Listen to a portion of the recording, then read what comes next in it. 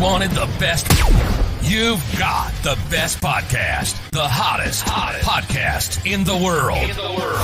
The Chris Voss Show, the preeminent podcast with guests so smart you may experience serious brain bleed. The CEOs, authors, thought leaders, visionaries, and motivators. Get ready. Strap yourself in. Keep your hands, arms, and legs inside the vehicle at all times, because you're about to go on a monster education roller coaster with your brain. Now, here's your host, Chris Voss. Hi, folks. Chris Voss here from thechrisvossshow.com, thechrisvossshow.com. Welcome to the big show, my family and friends. This is the part that they call the ramble. The ramble where I make up shit and I just wing it right off the top of my head and I say whatever I'm thinking. And clearly I'm not thinking anything because I'm just defining the ramble in the intro. So there you go. I just cheated, really, when it comes down to it. But there you go. I mean, we make up something different every time. I've had friends say to me, we just go listen to the intros, Chris, for whatever the hell you're going to make up. But we really appreciate you guys being here. We have an amazing author on the show. He comes all the way from over what they like to say the pond in the UK, in the Britain area. I think he's from Cambridge. He's not from London. I was going to say London. Is London close to Cambridge? I'm not sure. Pretty close. Yeah. It's all English, right? So Old English. We have to disclose that. The attorneys say we have to disclose Old English because we know America is, number one. Anyway, moving on. Those damn asshole Americans. What can you do with them? Anyway, we have an amazing gentleman on the show. He's going to be talking about his latest book. We're going to be talking about the environment, a cleaner future in the secret world of waste. His book is entitled Wasteland, and I think it's a novel about my dating habit. No, it is coming out. It just came out July 18th, 2023. Wasteland, the secret world of waste and the urgent search for a cleaner future, which probably also is my dating future. Oliver Franklin Wallace is on the show with us today. He's going to be talking to us about his amazing book and insight into a shocking journey into the waste industry and the secretive multi-billion-dollar world that underpins the modern economy. And we're going to find out more. But before that, let's get to know him a little bit better off his bio. Oliver is an award-winning magazine journalist whose writing has appeared in GQ. I've offered to appear in their magazine for the most sexiest man. They're considering it. Wired, The Guardian, New York Times. No, they're not doing that. The Economist and many other publications. Wasteland, his newest book, is his first book and newest book, I should say. And I'm just wanted to reiterate that. Welcome to the show, Oliver. How are you? Hey, thanks so much for having me. I was thinking there in your beautifully executed ramble, like whether you were going to make a trash joke, because often people do, and it's like trash talk is an option, or if it's late, depending on where you are and how late it is, we can get into dirty talk later on if you want. But wow. Yeah, there's a lot of puns, and you didn't go for it, so I feel I feel like we missed an opportunity there. Okay, we can make up for later. Show, we're gonna hit rewind and we're gonna start over. No, I'm just kidding. But no, I'll let you slide some of those in because you probably have assembled some in your thing. So welcome to the show. Congratulations on the new book. Give us a .com wherever you want people to find you on the interwebs, please. Oh, sure. Yeah, you can find me at oliverfranklinwallace.com. Easy. All good bookstores, some mediocre bookstores. You can, wherever. I think you mentioned like my day job. I'm an editor at GQ magazine, so a lot of your readers might know that, and various other bits and pieces. This is a very different world than celebrities and fashion. There's a bit of fashion in there. We might touch on it, but it tends not to be the same vibe. But yeah, GQ still like a good men's sort of magazine there. I think it was always. You go there for your nice suits and stuff. Yeah, I hope so. Yeah. And if you need me, for that sexiest man list, and you just let me know where to submit my pictures, and you can check my Tinder profile and stuff. Anyway, moving on. What motivated you, Oliver, to write this book? Yeah, sure. There's a long version of the story. There's a short version of the story. I'm going to give you the short version, which is it started interesting me not that long ago when everyone suddenly started noticing, well, there's all this plastic in the ocean and all this I was going to swear there, but I better not, stuff going on in our rivers and things like that. And I was just like, where has all of this stuff come from? And at the same time, I did this piece for The Guardian about the fact that China, which for a long time, from the second half of the 20th century, was like the preeminent destination for a lot of our garbage. A lot of people don't know that the things you're throwing away for like recycling was being loaded onto container ships, and on the West Coast, in your case, and sailed over the Pacific to China, and in some cases recycled and often not. And 2018 or so, they said, no, we're kind of done with that. We don't want to be the world's trash can anymore. Shut their doors. And ever since, we've kind of been like wondering what to do with it. And I was kind of intrigued by that notion at the time. But the thing that kind of caught me in it is like, we spend a lot of time thinking about where our stuff comes from. Is it organic? Is it fair trade? Is it this or is it that? But we never really think about what happens to it after we throw it away. And a lot of time, the journey is just as long and just as complicated and just as interesting. So yeah, this is my kind of attempt to find out, and it was pretty wild at times. There you go. I thought the plastic in the ocean give it that shininess when you look out across the horizon. Oh man, I'm gonna get hate mail from Greenpeace now. Well, we were just talking off the air about the story that I was doing for The Economist a while back about submarines. And, I went on this research boat in the Pacific, and you would just be like sailing in the middle of nowhere. And occasionally you just see like a load of plastic just kind of floating on by. So I think maybe that, that was many years ago now. And maybe that kind of planted the seed back in my mind. There you go. But yeah, you see it everywhere. It's kind of crazy. And it looks like you travel the world. You go to Ghana, I believe. And yeah, so I did the UK, the US, India, and Ghana. Mm-hmm. A lot of this reporting happened during the pandemic, so you couldn't get into a lot of places. So I went wherever they'd have me. But yeah, it's a fairly global journey, and it's all sorts of different things. So it's like not just plastic, which I'm sure we'll talk about. It's clothing, it's electronics, it's sewage, it's food. It goes all the way. I think the last chapter is nuclear waste, which is kind of pretty heavy. Yeah, but I stood in a room which looked like a missile silo out of a Bond movie, where they store all of the Europe's nuclear waste in these kind of super thick tubes that's going to be radioactive for 10,000 years, and that was kind of interesting and wild. Craziness. So yeah, you can still feel the heat. It's like they're like I think they're like 2 or 3 meter deep plugs, and you can still feel like warmth coming out of them, like even with all of the crazy levels of safety and stuff going on, to give you a sense. Should you be able to feel the warmth? Well, maybe. I was a little bit surprised, but they give you a little Geiger counter. Like you wear this little alarm thing. You go in and you've got to wear these special shoes and safety helmet and all this kind of stuff. And you wear a little alarm, and then when you kind of come out, they like check you basically to make sure that you're not radioactive. I'm not sure, like if the alarm goes off, like what do they do? Like I never really thought to answer that question, but if maybe they would have just kept me in there. It's probably like that movie with Cher back in the 70s or 80s where she's at 3 Mile Island or whatever, and they have to give her the soap bath and scrub her down and shit. I imagine probably not going to end well. So how did you approach this journey? Like how did you say, okay, how are we going to paint this picture? How did you tackle this? Because it seems like it's a very big there's a couple of things of garbage out there. Yeah, because and it's a kind of weird thing to get your head around. But from one sense, this is a book about trash and garbage, and that feels like something small. But then once you start on this journey, well, you realize, well, actually, the story is of everything. Everything we have to dispose of everything at the end of its lifespan. Eventually, like going from the tiniest thing up to bulldozing, like TNTing power plants and like blowing up power plants and scooping all away. And so I had to kind of work out which of the things that I wanted to follow. And so a lot of the time it was focusing on the things that we use most common in our everyday life. So there's the story of paper. There's the story of like a plastic bottle. There's what happens to your thrift store donations, for example, your old iPhones. Yeah. But something that kind of became very clear to me early in the stages of the reporting is like, there are essentially 3 forms of waste. There's the kind of the regular everyday trash that you throw away in your bin. There's what they call in the industry putrescible waste, which is a lovely word, but essentially means stuff that decomposes, like food and sewage, the stinky stuff, essentially. Bodies. None of it smells great, but yeah, bodies, yeah. The stuff that decomposes. And then there's this like third category, which is kind of like the dangerous sticky stuff, which is like toxic waste, industrial waste, the nuclear stuff. There's stuff that's really difficult. And so like the last third of the book is like what you do with that.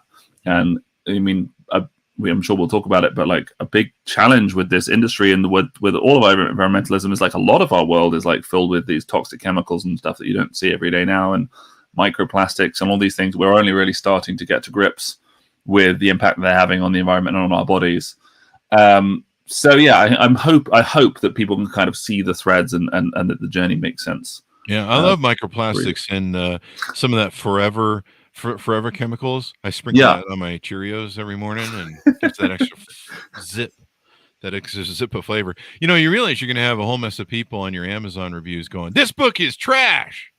And I actually at one point genuinely pitched my publisher and I said that we should have "This book is garbage" as the title, and then I could be like, "Ha! Yes, it is, my friend." Yeah, I'm fully acknowledging that there will be puns and abuse and things, but I lean into it. You got to embrace it with two hands. Now, I've got your book here. Is this fully recyclable? That's just what I don't know. I don't see recyclable. It is. It is fully recyclable. Yeah. There you go. So you can use it as a paperweight or put your laptop on it. You know, there's all sorts of uses you can. And you can read it too. That's you could read it. Yeah. Some people do. There you go. And so let me ask you this. I know people really need to get into the details of the book and everything else, but are we really saving anything with plastic and paper straws? Did you get into any of that in the book? Oh, you mean like changing plastic straws to paper? Yeah. And stuff like that. Yeah, and this is a really interesting like area because something that happens, and this is true of the whole wider environmental movement area, any kind of environmental issue, is that when you identify a bad guy, you know, like what happened was all of a sudden we started seeing these pictures of turtles with their heads and like beer rings and things like that. And everyone went, okay, well, we need to find a solution. And a bunch of canny entrepreneurs and people in the business world went, okay, well, we can sell these alternatives. So you have, you know, all these keep cups and tote bags and all these, like this whole green industry suddenly moved and started basically saying, well, the solution is to buy different stuff, which in a lot of ways doesn't really solve the problem. But in a few cases, they're better, right? Like, so a paper straw is more recyclable than a plastic straw. So like, I think, you know, weight for weight, they're probably it's probably an improvement. But you do have this thing where a bunch of the replacements were actually worse. So, for example, now it's difficult to say the word worse, but they're complicated. Let's say the word they're complicated. So, for example, you can recycle a plastic, you know, let's say you want to use a beer glass, a plastic beer cup, the kind that you might get at a music festival or something. Mm-hmm. And it's made out of PET, which is a very common plastics. That's the kind of thing your Coke bottle is made of. And that's a pretty recyclable plastic. It's recycled all over the world. And what happened was, particularly during the pandemic, and I saw it a lot in my own life, is that we saw a lot of places swapping those out for compostable. Is that how you pronounce it over there? Compostable plastics, these alternatives, these kind of new bioplastics and things. And the idea is that they break down. Mm-hmm.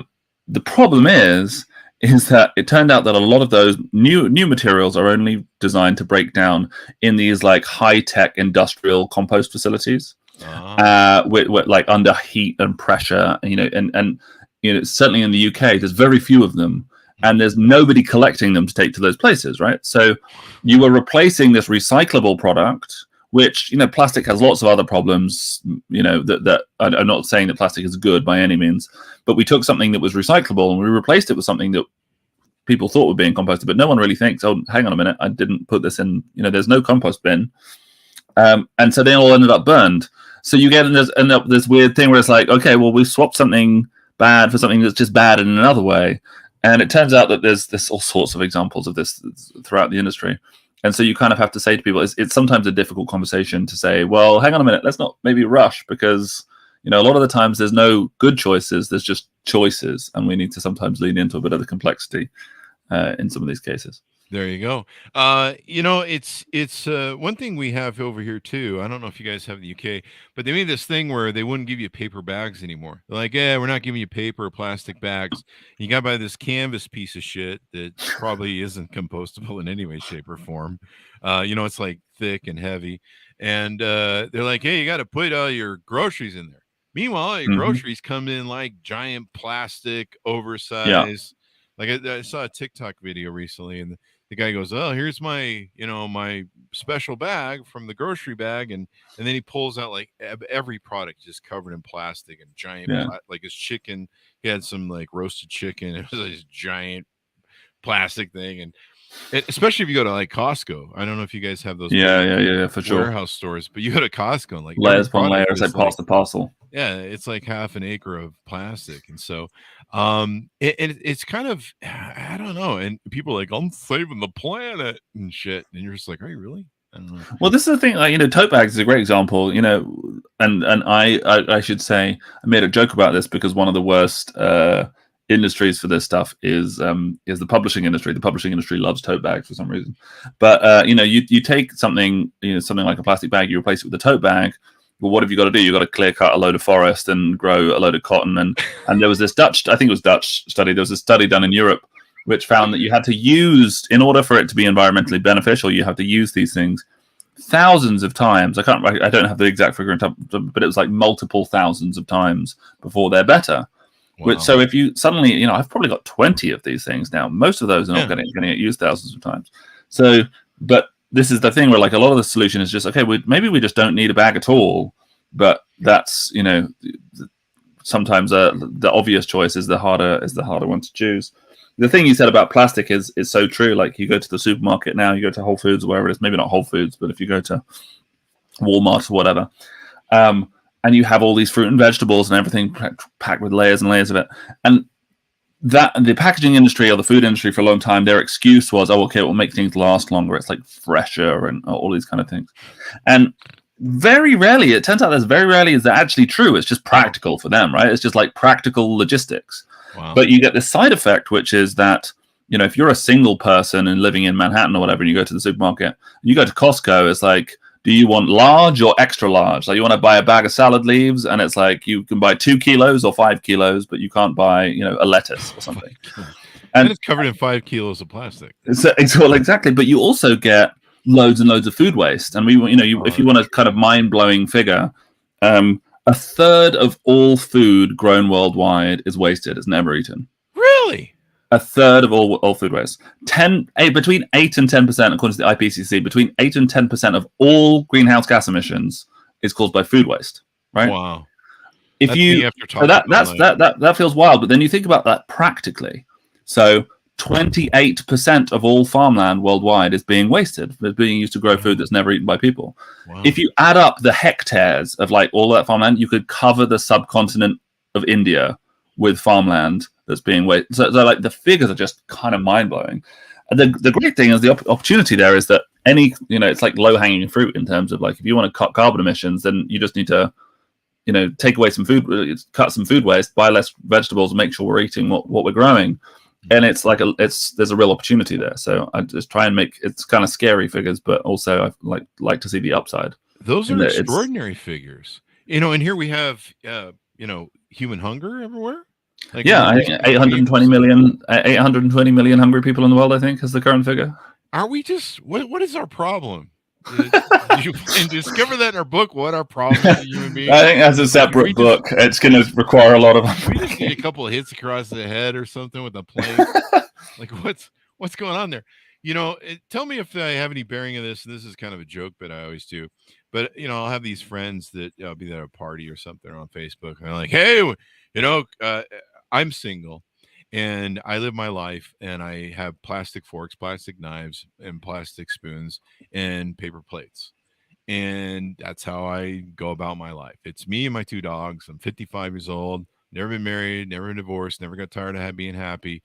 And so I eat that way. And so sometimes I'll take a picture of something nice food I made, like a crazy salad, and people will give me, "Oh, you're eating those plastic forks. You're filling the environment." And I'm like, "Hey, man. I'm one guy. I didn't have any kids. So it dies with me. Like I'm Mr. That's just me, my world. You had 4 freaking kids, and probably about 50% of them. So basically there's you and your wife, and you had a kid. So since there's 2 of you, you've increased the quotient of garbage in the world by 50% of what your output originally was. Now, if you have 4 kids, you just did it by 200%. And those kids are going to have 4 kids or 2 to 4 kids. And those kids are going to, you basically have started a fucking landfill of your own, basically. So that's the shit I give them. And I go, so shut up. You had kids and your garbage is probably 4 cans and mine's barely 1. So I'm going to take a little bit of extra and I'm going to have my plastic forks. Fuck you. Am I in the ballpark or am I full of shit? This is like the Thanos Marvel logic of the world, like depopulation. Like I love how very quickly we've moved on to like depopulation and theorizing about genocide. Like 20 minutes in, I was like, yeah, let's stop. The Chinese tried that; it didn't go very well. What I would say is, there's 2 arguments to this, right? Like, it's very true that one of the most sustainable things you could do is have less kids, but also it's not very practical. It's pretty like dark when you get into the policy implications of that. So you can't really like legislate for it, whereas you can legislate plastic forks. So we're going to go for the low hanging fruit. Well, the thing I would say to you is like, if you, first of all, like, why plastic forks taste gross? Second of all, is like we're starting to understand now. If you knew the shit that was in your plastic forks, it would blow your mind. Like a lot of the time, there's about 10,000 common additives that go into plastic. Really? And a lot of them now we're starting to understand, like phthalates, for example, which is this whole class of additive that goes into plastic. You go to these plastic recycling facilities, for example, and essentially they're just these huge kind of industrial facilities, loads of, conveyor belts. And like when you see garbage in large amounts, it's kind of like, it's like almost a religious experience because you realize the scale of what we're doing to the planet. You see this stuff and they chop it all up into these kind of tiny little flakes and then they melt it. But before they melt it, they kind of pour in like a barrel of this like green, mysterious ooze, and they call it master batch, which is like this really dark euphemism. It sounds like Soylent Green or something. And you're like, well, what's in it? And they're like, we don't really know. And maybe. But some of that stuff, and we now know, for example, like if you were probably around a kid at the time when they used to have things like BPA and kids, toys and bottles and these kind of things.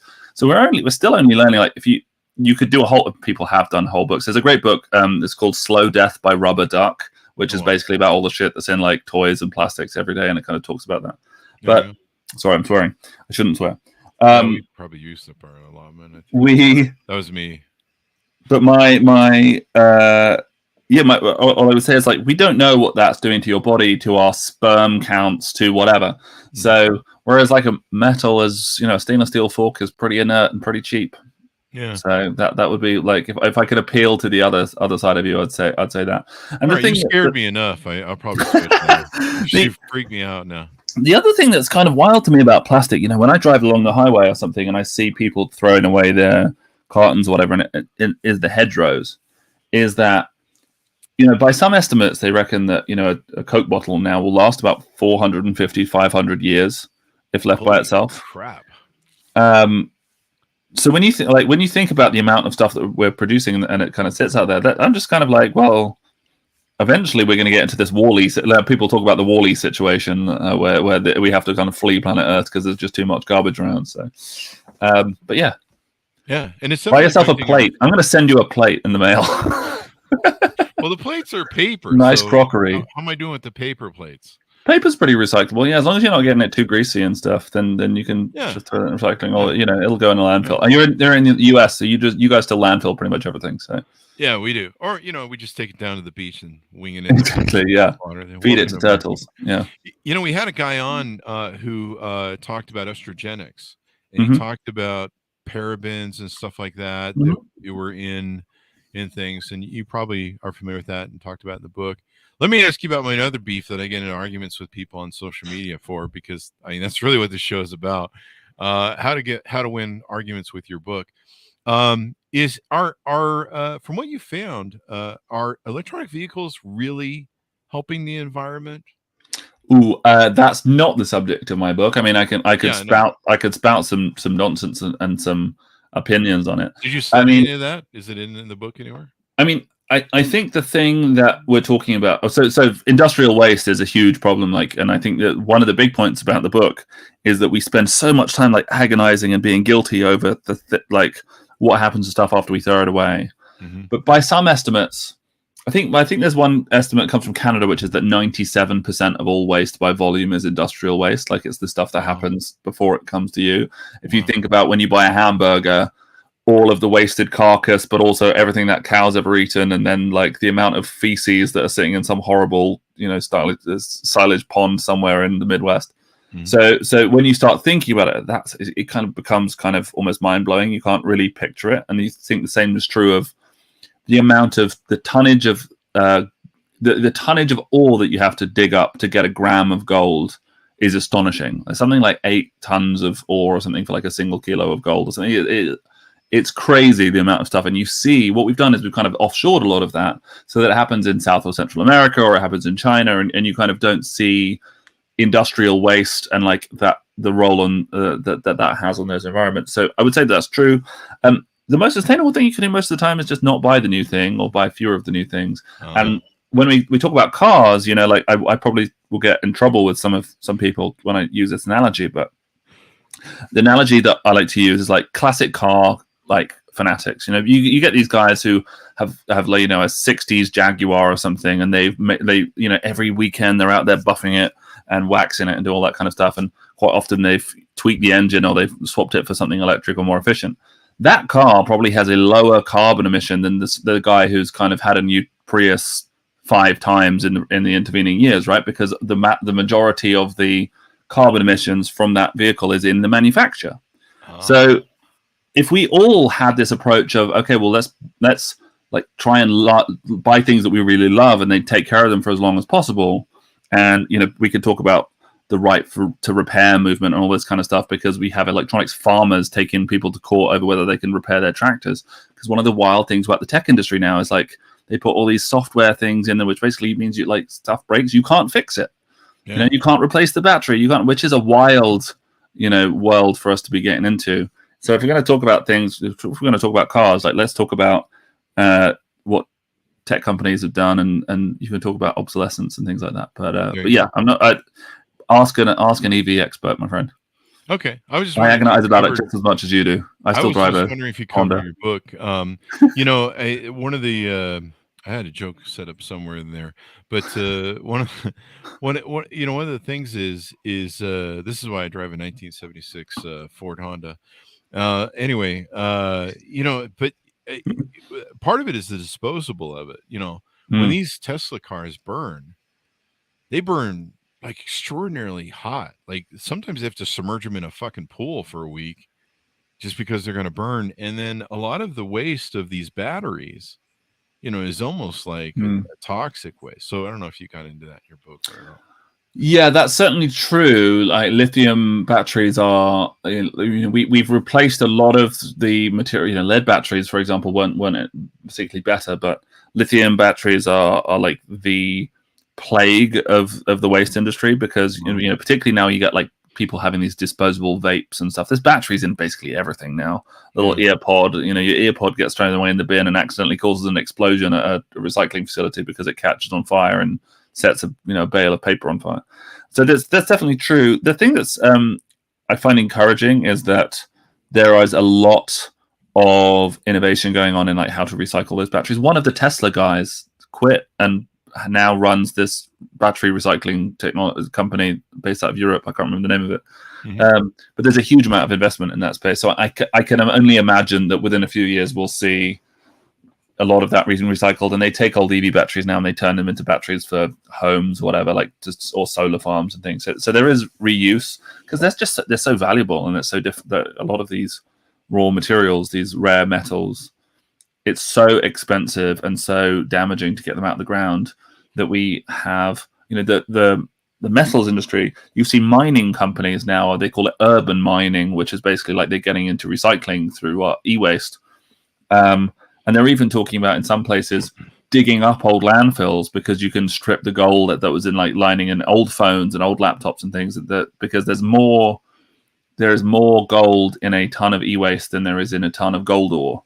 Wow. So you get these kind of weird economics where all of a sudden we have gigantic mining conglomerates getting into the trash business, which I find kind of fascinating, and seeing that play out.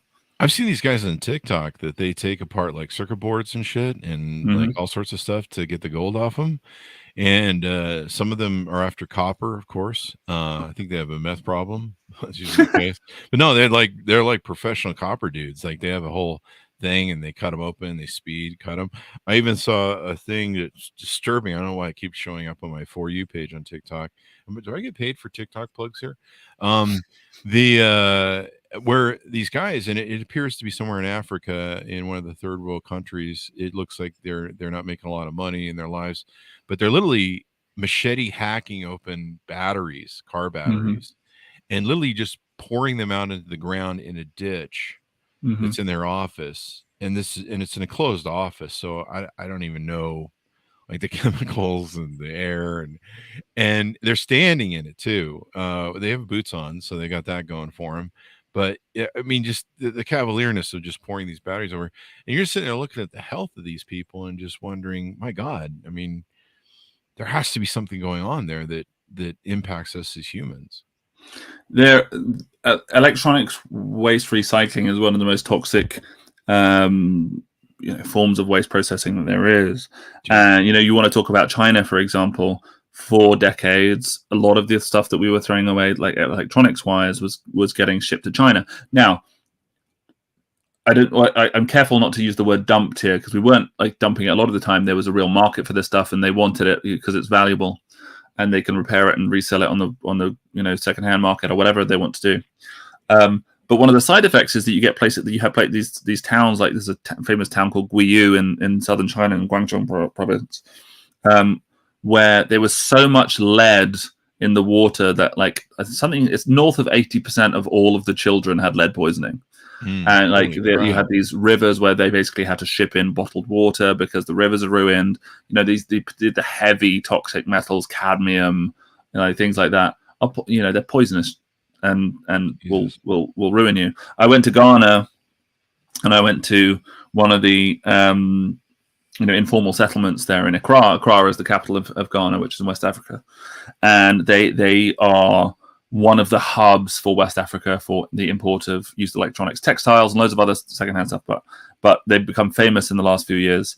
And we had a few reporters there and kind of covered it. And then there was like a flood of YouTubers that went in and took some kind of fairly gross footage. But yeah, they call they call them burner boys, and you get these kids who are essentially taking apart old cars or old TVs and things, and they will get a bunch of wire and they will basically put it in a big stick and they'll just burn it like on an open fire on the riverbank, and you can smell the fumes from acres away. And these some of these kids are they're not even teenagers. Are they getting yet. high that way or something? Like I know, but it shows you the value. Like for these guys, copper is tremendously valuable. The scrap metal trade is a multi-billion-dollar industry worldwide. So there's value in it for them. So for them, they're making a decent living.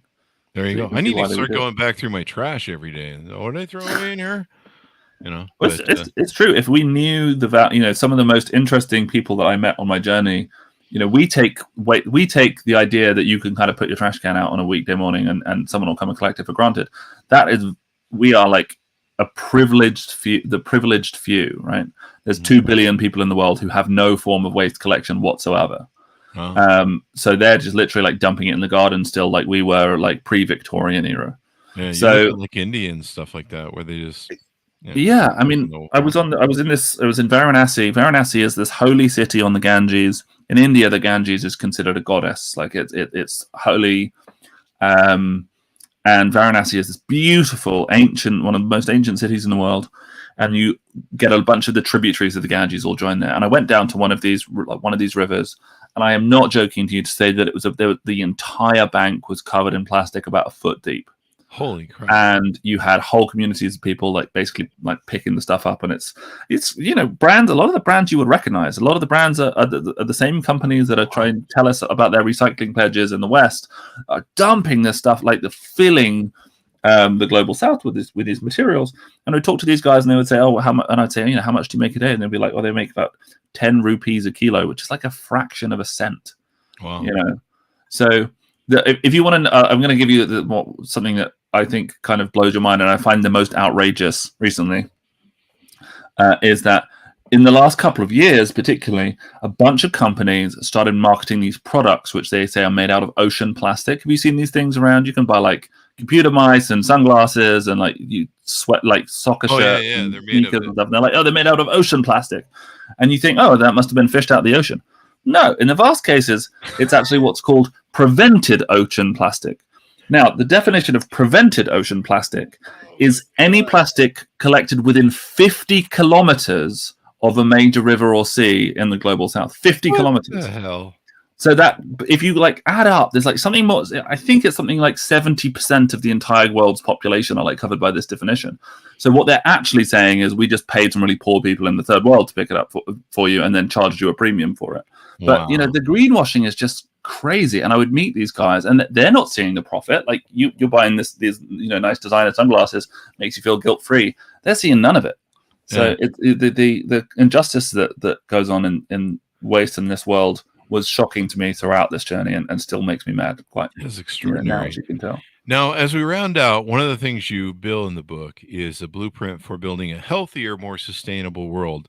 Do we need to kill all the humans for world peace and make the world sustainable? Do I need to be worried? Do I need to be like calling somebody? I just have a the joke. sheriff People come like, and check hey, on you.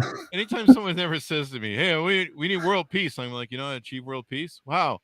Kill all the humans. And everybody be peaceful after that. It's us. We're the problem. This is like the environmental prospectus practiced by like Ted Kaczynski, but I'm enjoying it. No, only it's that other guy who would eat the people because that's more recyclable. Yeah, that's true. It's returning nutrients to the earth. So sorry, I interrupted you. Your question is like, what's the fix? So yeah, you offer a blueprint for building a healthier, more sustainable world. What should we do before we're all buried in trash? Sure. I mean, there's a couple of things which are really obvious, which are, buy less stuff that you like, buy less tat, like try and buy things that that's going to last longer and that you can repair and pass down to your kids and love. Like, I think it's very easy to people to say buy less stuff. And I'm actually saying just like, you can still buy stuff, just make sure it's good quality and that you can repair it and fix it. And let's make companies and like ensure that companies are letting that happen. And there's a bunch of great companies that are doing that, like Framework and Fairphone and all these companies kind of do stuff. So that's one example. Second thing is like we need to cut companies need to basically be punished for greenwashing, and like we need to basically be making sure that they're telling the truth with this stuff. I talk about in the book about Coca-Cola's recycling pledges they've done over the last 25 years or so. In the Coca-Cola have been pledging recycling, recycled content in their bottles since the 1990s, and every single time they've set a target, they've missed it, and they've done it, I think, 5 or 6 times over the years, and nobody ever kind of goes back and check. Wow. So there's a couple of those big things, but yeah, I could sit and tell you, oh, make sure you buy these things, but I think the honest answer is that the place we didn't really talk about this, but one of the things that is kind of fundamental in the book is that our entire concept of waste and individual responsibility for it was essentially invented by the packaging industry in the 1950s as a way to avoid being legislated against. In the same way that the carbon footprint was invented by British Petroleum, BP, the oil company, like popularized the carbon footprint. Like, and a lot of people know that, but like that, so we are kind of told to reduce, reuse, recycle by basically the companies producing this stuff as a way of getting away with it. And so we kind of need to, when we talk about individual action, like a lot of the time we're kind of playing into their hands. When if 97% of all waste is industrial waste, then it needs to happen kind of before it gets to us. There you go. So that's the thing. The thing I would say to people is like, if you want to make a difference, the places that you can make a difference are not in the Costco aisle, and they're not when you're like washing out your pizza boxes or whatever after you've had a takeaway, or you with your plastic fork. It's like the boring midweek meeting where you're like working out with a stock that you're going to buy for the next year and like choosing something slightly lower waste footprint. Like, do you know what I mean? Like, yeah. if I can convince the procurement manager for like a chain of fast food restaurants, then that person is able to make decisions that much more than if every single one of your listeners started washing out their milk bottles. There you go. So yeah, let's try and make sure that those are the people listening, and everyone else you can kind of. I don't want to say you kind of get off scot-free, but my hope is that this book is kind of an interesting fun, sometimes gross ride into this world that we don't think about. And the first step would be, let's think about it a bit more and talk about it, and we'll go from there. You should have smell-o-vision on the pages, so you can be like, oh, so that's what diapers smell like. I make a long attempt at describing what landfills smell like, but the answer is I've been on a lot of them now. The one I went to in India, Gazipur, I think it's 65 meters tall or something, which I'm not sure what that is, about 200 feet tall. But you can see it from several miles away, and it looks like a mountain range. Yeah. Like, no jokes. Like, you can drive trucks like spiraling up the side to the top, and there's an entire town of people who live on it. But just trying to describe the smell of that is wild. I found out, for example, if you want a good fact, there's this chemical called cadaverine. Cadaverine is the smell of rotting corpses. There's like an actual like chemical compound. That's my cologne. Yeah, I was gonna say, yeah. You seem like that kind of guy. I know, it's kind of a theme. It's a callback joke going on now with the whole show, isn't it? There's a theme there. Murder. I don't know what. Go ahead. What were you saying about the cadaverine? Yeah, cadaverine. It's the hot new scent of fall. There you go. It was in GQ. I saw somebody have it. It's one of those things you're going through GQ and they have all the next. I'm just kidding. I'm gonna get you fired. It's not in GQ, people. That's a joke. So we've learned some really interesting stuff. What did we learn today, Kenny? I never have heard this term. I may have heard the term greenwashing, but I never probably understood what it was. I just thought it was where you scrub your vegetables. But greenwashing is a term used to describe false or misleading claims made by an organization about the positive impact that company, product, or service has in the environment. Now, they claim here that greenwashing is illegal and ethical according to the United States Federal Trade Commission, but we know how that shit works in America. Yeah, you just pay some money and it goes away. I mean, in this country, we have the Advertising Standards Agency, and they basically, you get a fine. Like, if you put an advert that says something like untrue, you get a small fine, and a lot of the time that they just kind of take the L and tweak a small word and get away with it. But yeah, the reality is that the waste industry and recycling, I should say, really important. Like the environmental benefits of good recycling cannot be overstated. It creates more jobs. It's better for the planet. But a lot of the time, it's just not happening. Like, it's just not true. There's so much smoke and mirrors in this world. It's kind of unreal. If we want to talk about greenwashing, it's a great place to start. What about those buying of shit people do on Amazon? I mean, I know some people, maybe personally, that have stuff that comes every day from Amazon.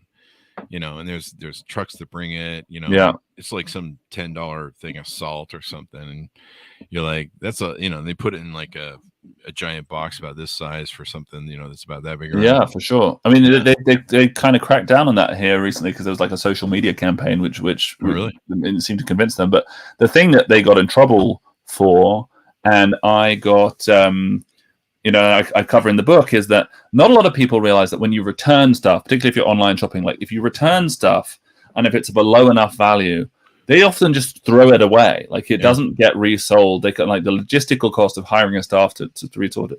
So Amazon in the UK was caught basically shipping a load of stuff that was unsold, returns, just straight to landfill.